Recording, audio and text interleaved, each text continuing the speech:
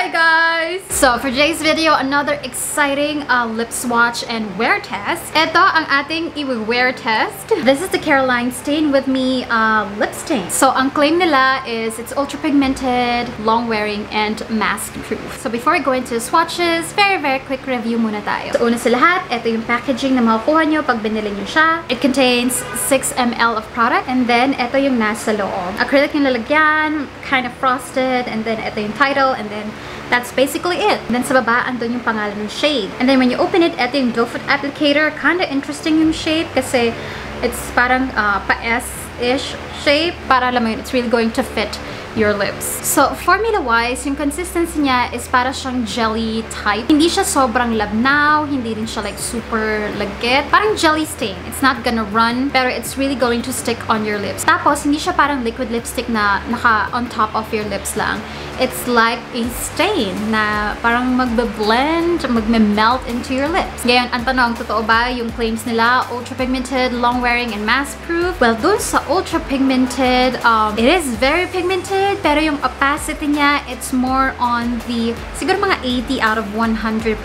Pero kung yung pigment lang din naman, pigmented siya. Like, it's really going to stain your lips. Ang tanong, gano'n siya ka-long wearing? Or is it mask proof? Panoorin niyo to. So I tried different shades for different days, and honestly, it is very long wearing kasi nga lip stain siya. Hindi siya nakapatong lang on top of your lips. Pag nilagay mo, tapos full pack color, and then you let it set for a couple of minutes bago ka may gawin sa lips mo, it's going to last really long time. Is it mask proof? Again, kapag ka inantay mo siyang mag-set, hindi mo siya babasain ng water, hindi ka kakain, or lalang hindi mo i-lick yung lips mo. Just let it set, let it dry on your lips. Pwede siya maging mask-proof, pero hindi 100%. It's probably around 80 to 90%. Depende on your lips. Paano kung naglagay ka ng lip balm bago mo nilagay yung lip stain, o di naman kaya habang naka-mask ka, nagpapawis ka, or nililik mo yung lips mo, magkakaroon ng stain yung mask mo. Basta nababasa siya in any way. Pero kung dry lang yan, wala kang, alam mo yun, wala kang ginagawa, it's going to be mask proof and it's going to be long wearing. Ngayon, pagdating naman sa pagkain, pag after mo kumain, lalo na kung bonggang-bonggang kain, mababawasan siya. Pero again, dahil lip stain siya, hindi mawawala ng color yung lips mo. Hindi ka magmumukhang maputla after mo kumain. At ang pinaka gusto ko dito is hindi siya katulad ng, alam mo yun, liquid lipstick na kapag ka nawala, tuklap-tuklap, alam mo yun. Siya kasi mawala, medyo somehow pantay naman. Mukha namang naturally stained yung lips mo. Parang ganun. Tapos guys, meron siyang claim na meron siyang shea butter. Parang hindi ma-dry yung lips mo. Ngayon, kung hindi ka dehydrated, kung sapat yung hydration ng katawan mo, hindi magtutuklap-tuklap yung lips mo. Pero kung ikaw ay dehydrated, hindi ka mainom ng liquid, ng water, lalong-lalo na, ito yung type of lip stain na pwede pa rin siyang magtuklap on your lips. Alam mo yun, by the end of the day. So, wag niyo masyadong asahan yung shea butter nito kung kayo ay dehydrated. Ngayon guys, again, I'm going to swatch these from the lightest going to the darkest. And, oh my god, I'm so sorry Careline. Pinadala nila to. 6 shades to in total. Pero, 5 na lang yung nasa akin kasi nawawala yung isa. I'm so sorry. I tried looking for it everywhere sa mga bags ko. I don't know kung saan na talaga siya napunta. Kasi ginamit ko siya one time. And then, hindi ko na alam. So, I'm so sorry. 5 out of 6 lang ang mapapakita ko sa inyo. But I'm going to make it really worth it. So, first shade I'm going to show you guys is called Pleased. So, ito ang itsura niya, Pleased. Si Pleased is like a peachy red-orange na light lang. This is how it's going to look like kapag ka-gradient. And ito siya, full pack color. Sa lahat siguro ng mga shades, etong si Pleased yung pinaka, masasabi kong lightest, and a natural looking depende on your skin tone. Next, we have Top Notch. So, eto ang pinagkaiba ni Pleased and Top Notch.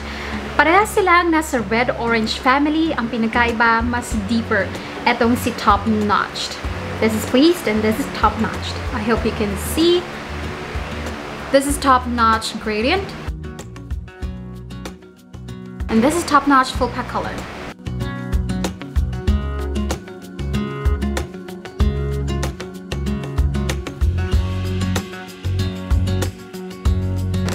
Next, we have All Access.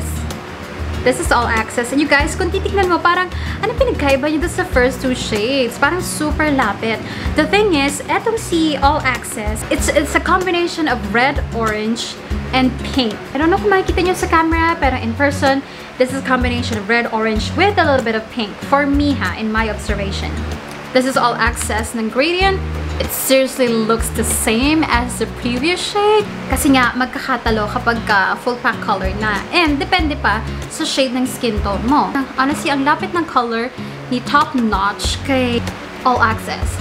Pero again, that little bit of hint ng pink matters depende on your skin tone. Next shade we have is In Demand. Alright guys, so this is In Demand. Again, hindi ko sure kung nabibigyan ng justice ng camera ko. Pero In Demand is red and a little bit of magenta pink mixed together. Wala siyang bahid ng orange undertone whatsoever. It's just really red and magenta pink or red and pink. So this is In Demand ng smudged or gradient. Mawala na yung tingkad ng red-orange, alam mo yun. And this is the full pack color. In person talaga guys, iba siya. Wala siyang kahit anong bahid ng orange, in my opinion. So yeah, this is In Demand. The last one is Exclusive, the deepest that I have. And boom, ito si Exclusive. It's maroon-ish, red, maroon, magenta-ish. Yeah. So this is Exclusive smudge. As you can see, it's really deep. And ito siya full pack color.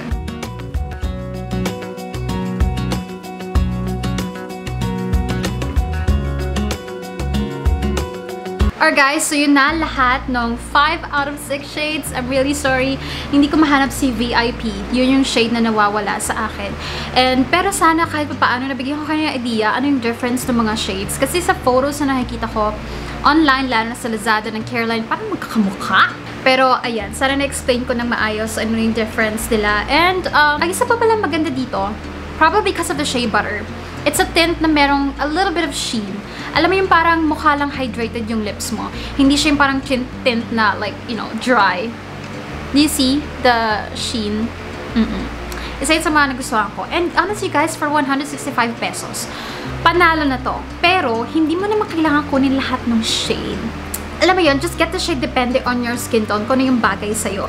If you're morena or deep shade, wag mo na kunin tong darkest. Diyos ko, oo. Para kang kakain ng pusit ni Tay.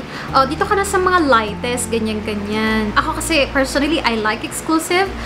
Gusto ko minsan yung parang ganito ka-deep, vampy look, nang hindi kailangan ng lipstick or liquid lipstick. Alam mo yun, lip stain pa rin siya, pero vampy.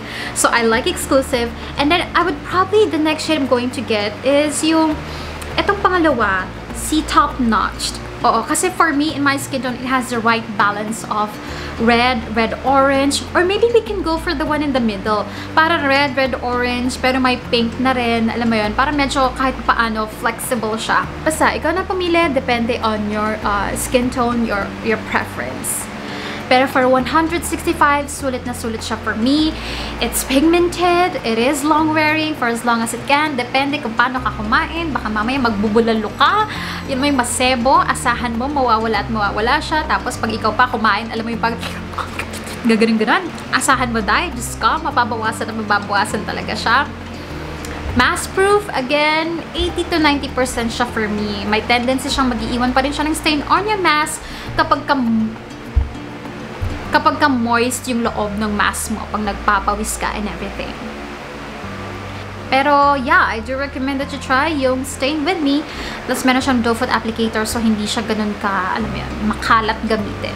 So yeah, that's it for today's video guys. Sana nag-enjoy kayo kahit pa paano and I will see you in my next one. Thank you so much guys. Bye bye!